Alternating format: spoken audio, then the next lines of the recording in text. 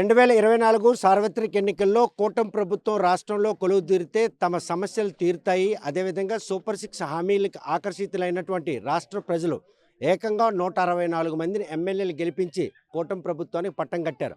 GSL medical institutions మరియు కిమ్యూ international university భాగస్వామ్యంతో Indian aligned MBBS course అడ్మిషన్లు అందిస్తోంది నియో. 2 సంవత్సరాల 3 నెలలకే ఈరోజు కూటమి ప్రభుత్వం పతనానికి మాత్రం ఒక నాంది పలకడానికి శ్రీకాకుళం నియోజకవర్గం గార మండలం పెద్ద ఉప్పరపేట నుండి పెద్ద మొత్తంలో టీడీపీకి సంబంధించినటువంటి కరుడు కట్టిన కార్యకర్తలు నాయకులు వైఎస్ఆర్ కాంగ్రెస్ పార్టీలో చేరిక ప్రక్రియ కూకటి వేలుతో కూల్చేందుకు ఇదొక ఆరంభంగా చెప్పుకోవచ్చు. ప్రస్తుతం ఈ చేరికలకి హాజరైనటువంటి మాజీ మంత్రి ధర్మాన ప్రసాద్, అదేవిధంగా ఆయన తనయుడు వైఎస్ఆర్ కాంగ్రెస్ పార్టీ యువజన విభాగానికి చెందిన ధర్మాన రామ్మోహన్ నాయుడు సమక్షంలో 2 సంవత్సరాల 3 నెలలకే ఈరోజు కూటమి ప్రభుత్వమై ముఖం మొత్తేసినటువంటి కరుడు కట్టిన టీడీపీ నాయకులు ఈరోజు పార్టీలో చేరిక కూటమి ప్రభుత్వానికి ఇది గొడ్డలి పెట్టు కాబోతుందా? ఈ రానున్నటువంటి సార్వత్రిక ఎన్నికలతో పాటు ప్రాదేశిక ఎన్నికల నేపథ్యంలో పల్లెల్లో ఈ చేరికల ప్రక్రియ రాష్ట్రంలో ఎటువంటి పరిణామాలకు దారి తీస్తుంది అన్న విషయం మనతో మాట్లాడిన రామ్మోహన్ నాయుడు ఉన్నారు. చూస్తే కనుక 2 సంవత్సరాల 3 నెలలకే ప్రజల్లో ఇంత వ్యతిరేకత మళ్ళీ వైఎస్ఆర్ కాంగ్రెస్ పార్టీ వైపు మొక్కు చూపడానికి ఏ అంశం దోహదపడిందని అనుకోవచ్చు. అందులోని కూడాను శ్రీకాకుళం జిల్లాలో 50,000 సుమారు మెజారిటీతో గెలిచిన శ్రీకాకుళం నియోజకవర్గం నుండి ఈ చేరికల ప్రక్రియ మరొకసారి ఆపరేషన్ ఆకర్ష్ గుర్తుకొస్తుందా? 2024 ఎన్నికల్లో తెలుగుదేశం పార్టీ ఇచ్చిన మేనిఫెస్టో, చంద్రబాబు నాయుడు గారు ఇచ్చిన హామీలు నమ్మి ఓటేసి 164 సీట్లు కట్టబెట్టారు ప్రజలు. మరి మెజారిటీలు చూస్తే ఒకరికి 50,000, ఒకరికి 40,000, ఒకరికి 90,000. రాష్ట్రం అంతా పెద్ద మ్యాండేట్ ప్రజలు ఇచ్చారు. మేము కూడా 2024లో ఓడిపోయిన తర్వాత కౌంటింగ్ అయిపోయిన తర్వాత సాయంత్రానికే గెలిచిన ఎమ్మెల్యేలందరికీ శుభాకాంక్షలు తెలియజేశాం.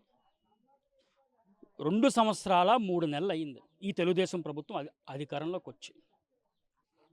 ఎమ్మెల్యేలు కనిపించడం లేదు. మీరు గమనించండి, ఎంపీలు కనిపించడం లేదు, మంత్రులు కనిపించడం లేదు. దేనివల్ల అంటారు? అబద్ధాలు చెప్పేశారు, మోసపూరిత హామీలు ఇచ్చేశారు, మీడియా మేనేజ్మెంట్ చేసి అధికారంలోకి వచ్చి ఇప్పుడు తప్పించుకొని తిరుగుతున్నారు. అందుకే ప్రజలు తిరుగుబాటు చేస్తున్నారు. తిరుగుబాటు మొదలయ్యింది. ఇది మార్పుకు నాంది. ఈ రోజున గార మండలం పెద్దప్పరపేటలో పలు కుటుంబాలు టీడీపీ పార్టీ నుంచి వైసీపీ పార్టీలోకి ఈరోజు చేరడం జరిగింది. కరుడు కట్టిన టీడీపీకి సంబంధించినటువంటి కుటుంబాలుగా పెద్దరుప్పరపేటలో వాళ్ళందరూ కూడాను ఆ పార్టీకి 13 ఏళ్ళుగా సేవలు అందిస్తూ వస్తున్నారు.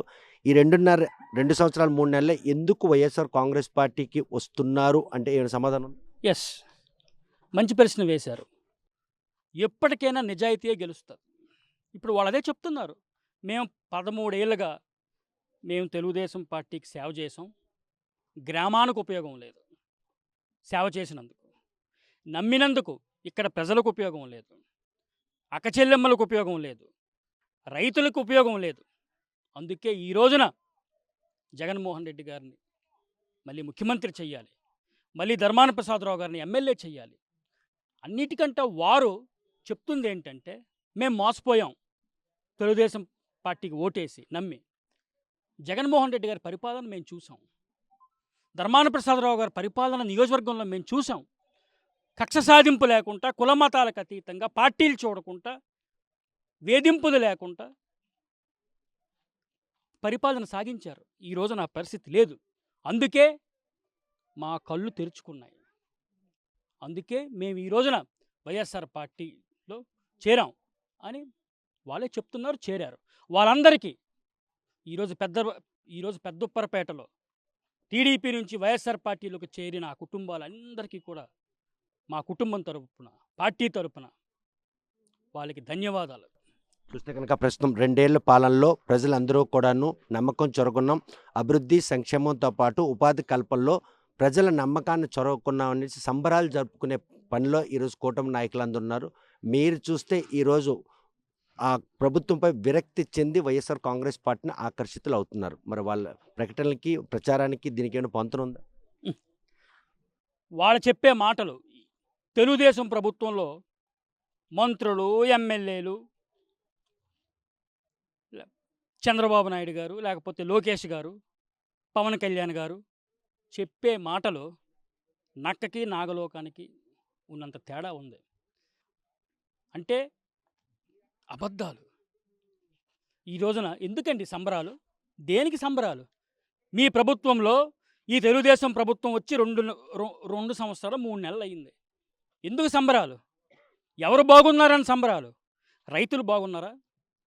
మహిళలు బాగున్నారా? యూత్ బాగున్నారా? మత్స్యకారులు బాగున్నారా? ఎందుకు సంబరాలు?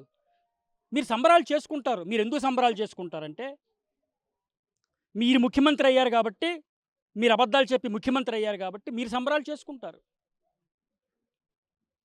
మీ అబ్బాయికి పట్టాభిషేకం చేయడానికి మీరు సంబరాలు చేసుకుంటారు. ప్రశ్నిస్తామన్న పవన్ కళ్యాణ్ ప్రశ్నించటం లేదు. వాళ్ళు సంబరాలు చేసుకుంటున్నారు. ఇక నష్టపోయింది ఎవరు? తెలుగుదేశం పార్టీకి నమ్మి ఓటేసిన పాపానికి నష్టపోయింది ప్రజలు, రైతులు, కార్మికులు, అవ్వాతాతలు, మహిళలు, అక్కచెల్లెములు. వీళ్ళు నష్టపోయారు. అందుకే తిరుగుబాటు మొదలయ్యింది. ఇది ఆరంభం.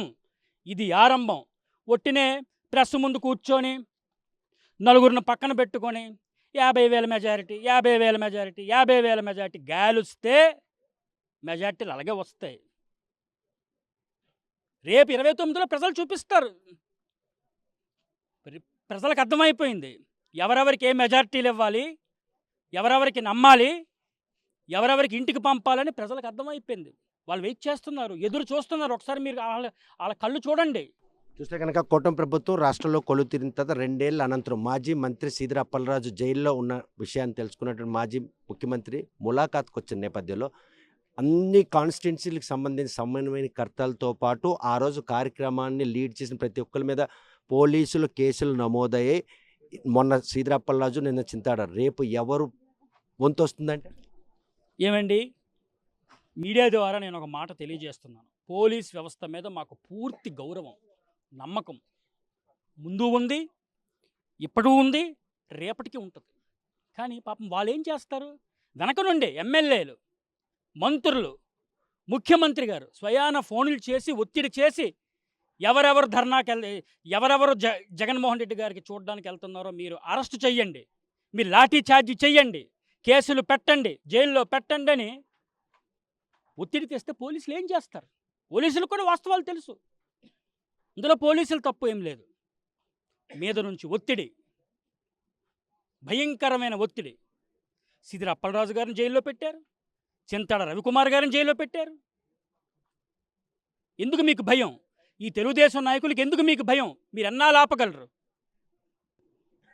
ఆ రోజు ములాఖాతులో ఒక పెద్ద ఘటన అంపోలు జైలు దగ్గర NS-16 మధ్యన డిఎస్పితో వాదులాట్లో ధర్మాన రామ్మోహన్ నాయుడు కేసులో చిక్కుకోని పరిణామం నుంచి బయటపడడానికి చింతాడ రవికుమార్ విధి నిర్వహణలో ఉన్న ఎస్ఐపై అనుచితంగా వ్యవహరించిన ఆ స్కిడ్ అవడం ఈరోజు ధర్మాన రామ్మోహన్ ప్రజల మధ్యలో, లేకపోతే ధర్మాన రామ్మోహన్ నాయుడు కూడాను ఈరోజు జైలుకి వెళ్ళే పరిస్థితి ఉండేది. ఒక్కటండి, వైఎస్ఆర్ కార్యకర్తల కోసం, ప్రజల కోసం జైలుకి వెళ్ళడానికి నేను సిద్ధమే. ఏ కక్ష సాధింపుకైనా నేను సిద్ధమే. మా నాయకుడు జగన్మోహన్ రెడ్డి గారు మాజీ ముఖ్యమంత్రి అండి. ఈజ్ ఎ క్రౌడ్ పుల్లర్ అండి. అతనికి వేలాది మంది, లక్షలాది మంది జనం వస్తారండి. మీరు ఆంక్షలు పెడితే ఎలాగండి? ఎందుకు ఆగుతారండి? ఆగరు. అందుకే ఇందులో పోలీసులు తప్పు లేదు. పోలీసుల్ని వెనకుండి నడిపిస్తున్నారు ఈ తెలుగుదేశం పార్టీ ఎమ్మెల్యేలు, వీళ్ళందరూ కూడా ఒత్తిడి తెస్తున్నారు. భోగాపురం ఎయిర్పోర్ట్ ప్రతిపాదన 2006-7 మధ్యన మాజీ దివంగత ముఖ్యమంత్రి వైఎస్ రాజశేఖర్ రెడ్డి హయాంలోనే అంకురార్పణ జరిగితే ఈరోజు కూటమి ప్రభుత్వంలో పూర్తి చేసి మేమే అంతా తెచ్చాం, మూలపేట పోర్టు కూడా మాదే అనుకున్న ఒక ప్రచారం జరుగుతూ ఉంది. ఈ నేపథ్యంలో దీనికి ప్రజలకు ఎలా నమ్మబలికించే ప్రయత్నం చేస్తారు? తెలుగుదేశం ప్రభుత్వం చేతిలో మీడియా ఉందండి, ఎల్లో మీడియా ఉందండి, పత్రికలు ఉన్నాయండి, వాళ్ళ పత్రికలు ఉన్నాయండి, పచ్చ పత్రికలు ఉన్నాయండి, రాస్తారండి, ప్రజల్ని నమ్మించే ప్రయత్నం చేస్తారండి. కానీ ప్రజలకు వాస్తవాలు తెలుసు. జగన్మోహన్ రెడ్డి గారు ల్యాండ్ ఎక్విజిషన్ చేసి అన్ని అనుమతులు తీసుకొచ్చి సగం వర్క్ పూర్తయిపోయిన తర్వాత అధికారం పోయింది, వాళ్ళ అధికారంలోకి వచ్చారు. వాళ్ళు ఇప్పుడు రిబ్బన్ కటింగ్ చేసి మేమే తెచ్చాము, మేమే చేశామని గొప్పలు చెప్తే ప్రజలకు తెలుసు వాస్తవాలు. కానీ గత 5 ఏళ్ళలో మాత్రం ఎర్ర బస్సు రాని దగ్గర ఎయిర్ బస్ వస్తుందన్న ఒక హేళన చేసే పదాన్ని మాజీ ముఖ్యమంత్రి వినియోగించడం వెనక నో నో నో అది మార్ఫింగ్ చేశారు, అది మార్ఫింగ్ చేశారు. జగన్మోహన్ రెడ్డి గారు ఎయిర్పోర్ట్కి వ్యతిరేకం కాదు. ఎయిర్పోర్ట్కి వ్యతిరేకం అయితే ల్యాండ్ ఎక్విజిషన్ ఎందుకు చేస్తామండి? నష్టపరిహారం ఎందుకు ఇస్తామండి? స్వయాన జిఎంఆర్ గారే వేదిక మీద చెప్పారు, జగన్మోహన్ రెడ్డి గారు లేకపోతే ఈ ప్రాజెక్టు ముందుకెళ్దాం అని. ఎందుకంటే ల్యాండ్ ఎక్విజిషన్కి రైతులు ముందు రాలేదు. ఆ రైతులతో మాట్లాడి, రైతులతో ఒప్పించి ఎయిర్పోర్ట్ ముందుకెళ్ళడానికి సహకరించిన వ్యక్తి జగన్మోహన్ రెడ్డి గారు. పనులు పూర్తయిపోయాయి, పర్మిషన్స్ వచ్చేసాయి. ఈ రోజు వీళ్ళు రిబ్బన్ కట్టింగ్ చేసి రీల్స్ చేసుకుంటూ మేమే తెచ్చాం. మీకు బయట ఏమంటున్నారు తెలుసా? ఈ తెలుగుదేశం ప్రభుత్వాన్ని రీల్స్ ప్రభుత్వం, రీల్స్ మంత్రులు, రీల్స్ ఎమ్మెల్యేలు అంటున్నారు. పని తక్కువ, హడావుడు ఎక్కువ, మీడియా మేనేజ్మెంట్ ఎక్కువ. వాస్తవానికి మీడియాకి చాలా తేడా ఉంది. అందుకే ఈరోజు ప్రజల్లో తిరుగుబాటు మొదలయ్యింది. చూసి కనుక ప్రస్తుతం కూటమి ప్రభుత్వంపై ప్రజల్లో ఒక రకమైన అప్రతతా భావం నెలకొనడానికి 2 సంవత్సరాలు 3 నెలల కాలమే పట్టింది. 164 మంది ఎమ్మెల్యేలను అసెంబ్లీకి పంపించిన ఆంధ్రప్రదేశ్ ప్రజలు మాత్రం కూటమి ప్రభుత్వమే పూర్తిగా విముఖతతో ఉన్నారు అనడానికి వైఎస్ఆర్ కాంగ్రెస్ పార్టీకి ఆకర్షితులైన తెలుగుదేశం కరుడుకు పట్టిన నాయకులు ఈరోజు గ్రామాల్లో చేరడం మాత్రం ఈ విషయంపై మాత్రం సర్వత్రా ఒక అనుమానాలు తలెత్తున్నాయి. చూస్తే కనుక ఈ సీనియర్ టీడీపీ నాయకులు కూడా దీనికి ఆకర్షితులు అవుతున్నారు. అందరూ అవుతారండి, తొందరలోనే అన్నీ బయటకు వస్తాయండి, అందరూ బయటకు వస్తారండి. ఈ రోజున ఈ చేరిక ఒక మార్పుకు సంకేతం. నాగభూషణం గారు చాలా అద్భుతంగా వారి నాయకత్వంలో ఈ రోజున వీరందరూ కూడా చేరడం జరిగింది. అలాగే మా ఎంపీపీ గారు, అలాగే గారమండలం వైఎస్ఆర్ కాంగ్రెస్ పార్టీ నాయకులందరూ కూడా సమిష్టి కృషితో రేపు 2029 ఎన్నికల్లో గారమండలం చాలా పెద్ద మెజార్టీ రాబోతుంది. చూస్తే కనుక ప్రశ్న ఎక్కడ పోగొట్టుకున్నామో అక్కడే వెతుక్కోవాలని సామెతకి మాత్రం వైఎస్ఆర్ కాంగ్రెస్ పార్టీ శ్రీకాకుళం నియోజకవర్గం శ్రేణులు అందరూ కూడాను తహతహలాడుతున్నట్టున్నారు. 2024 సార్వత్రిక ఎన్నికల్లో ఒక సీనియర్ మాజీ మంత్రి హోదాలో మొదటిసారి తన ప్రత్యర్థి అయినటువంటి కొండు శంకర్పై 50,000 ఓట్ల మెజారిటీతో ఓటమి పాల అయినంతరం ప్రజలందరూ కూడా ఈరోజు పెద్ద తప్పే చేశాం, ఈ తప్పును సరిదిద్దుకోవడానికి రేపు ప్రాదేశిక సార్వత్రిక స్థానిక సంస్థల ఎన్నికల్లో తమకు సంబంధించినటువంటి ఓటు హక్కును మాత్రం ఎట్టి పరిస్థితుల్లో చేసిన తప్పును సరిదిద్దుకునే అవకాశంగా భావిస్తాం.